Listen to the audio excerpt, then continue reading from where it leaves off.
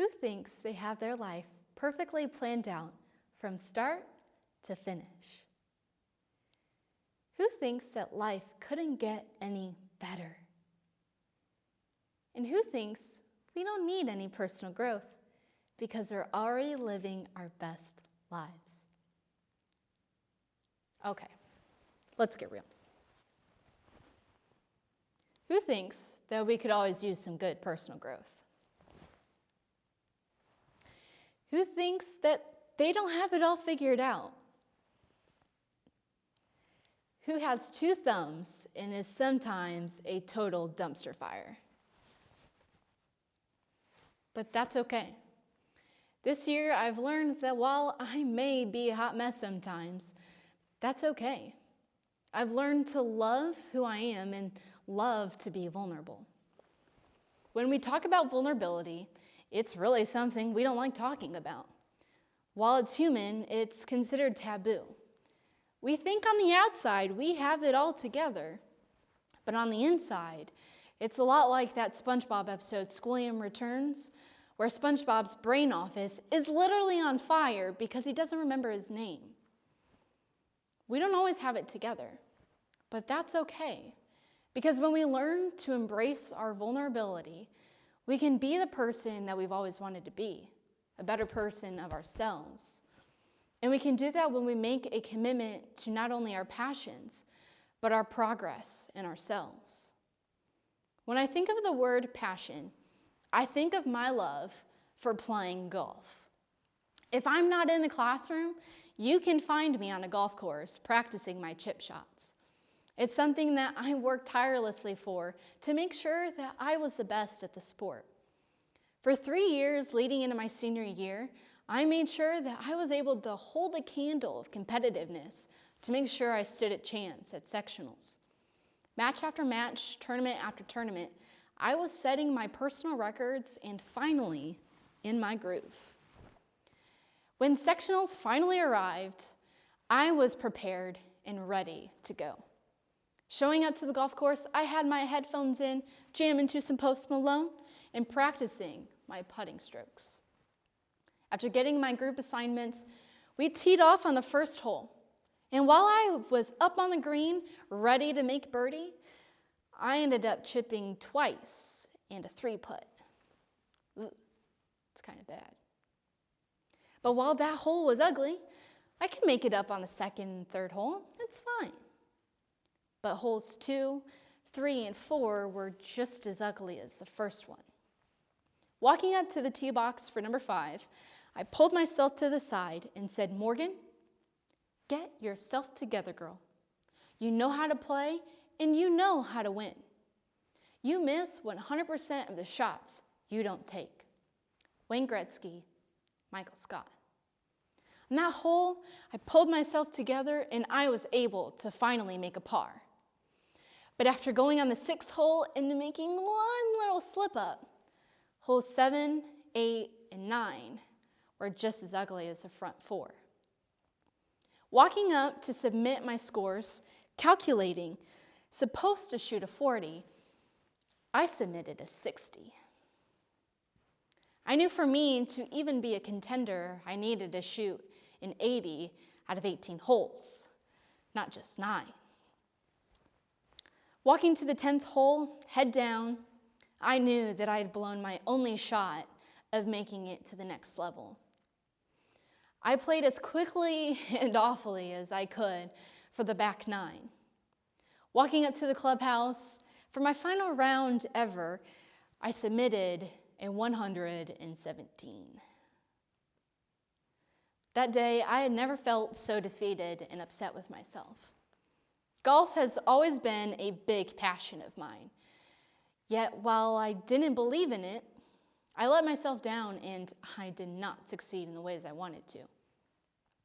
With my head down, walking with my coach, he told me, "Morgan, when we don't make a commitment to our passions, no matter how challenging, it won't make us who we are." For me, I love golf. I love German Shepherds, and I love ice cream. But when we commit to our passions, it makes us who we are. And when I think about commitment and persistence of who we are, I think of my youngest brother, Rocco. In our family, it's tradition that we'd spend 1 week a year skiing in Michigan. In the wintertime last year, while my family is a very intense skier and snowboarder, it was the perfect time for us to go and teach Rocco, my youngest brother, how to finally snowboard. We loaded up our gear, and my other brothers, Wyatt and Tristan, we headed up to the tallest slope and were ready to shred some gnar. However, while we were up having some fun, Rocco was stuck on the bunny hill. All day long, we were having fun, but on the second day, while I'm skiing with my mom and Rocco over on the bunny hill, we see Wyatt and Tristan coming down this slope. Rocco grabs my mom's jacket and said, "Mom, I want to go on that slope. Right now, I'm ready. I'm confident."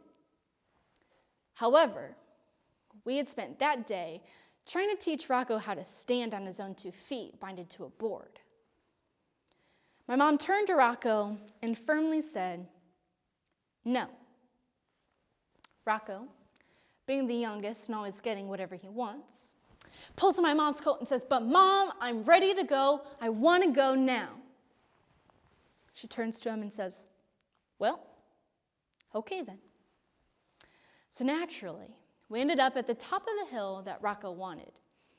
And while we're getting ready to go down and be able to shred some slopes together, every 10 feet, Rocco was face planting, and we were struggling to get down this hill. With Rocco getting frustrated and myself feeling like we're not having the best time, we continued to keep going down that same trail until Rocco learned to stand on his own. The sun had finally set, and we're going up the same ski lift down the same trail. Rocco insisted that we get it this time. And I said, "Well, Rocco, you can figure it out on your own. I'm going to go have some fun." I'm skiing along on my own, and Rocco comes up behind me and hits me. And out of nowhere, I am face planted in the snow. "Rocco, you are awful at snowboarding. Why are you even doing this? You don't know what you're doing. It's not okay." My mother turns to me with the softest smile and says, "Morgan, don't you remember the first time you learned to snowboard?" First time I snowboarded, I broke my arm on the bunny hill. Yeah, she's got a point. My mom said, "Don't judge your brother because he's on chapter 1 while you're on chapter 5. Recall a time when you needed support and you felt like you were being judged in your commitment to your own progress. It doesn't make us feel very good. So why should we judge others as they're learning the same mistakes as we are, learning to be themselves just as we're learning to be ourselves? And while we always think of how we can make a commitment to our passions and progress, we can't do such without making a commitment to ourselves. Ever since I was 4 years old, I played softball. While I wasn't very good at it and didn't always enjoy it, my parents were my coaches, and I always had a good time with them. While as a player, it was always expected to give 100%, I expected myself to give 200%. As a coach's daughter, I not only needed to prove that I needed to be here, but prove to others as well.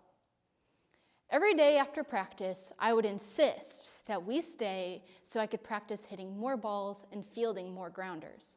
I wanted to be the best player on the field. While I played the same way for 10 years, I learned that I'm not very good at it. But I expected myself to be because it was also a passion that my parents had too. When I got into junior high, I became passionate in other things, joining other clubs, learning a new sport. But I still insisted on training just as hard every day to make sure that I would seal a spot when it came to high school softball.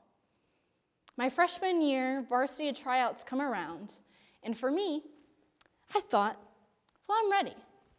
I'm ready to be a freshman on varsity. After tryouts, I was honored the position of JV bench warmer. For me, this stung. I thought, why put in so much hard work and dedication when I'm really not getting what I want?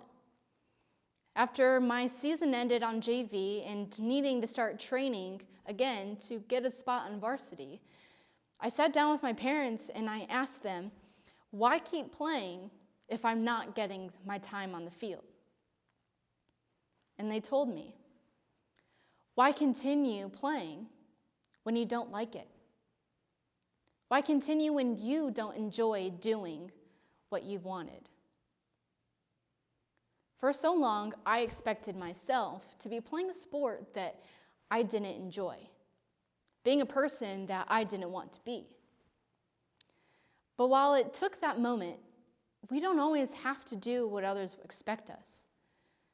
If we have different interests, that's okay, because being who you are is what is expected. When we make a commitment to ourselves, we can finally be who we've always wanted to be and not expected of what others want us to be. Let's get real again.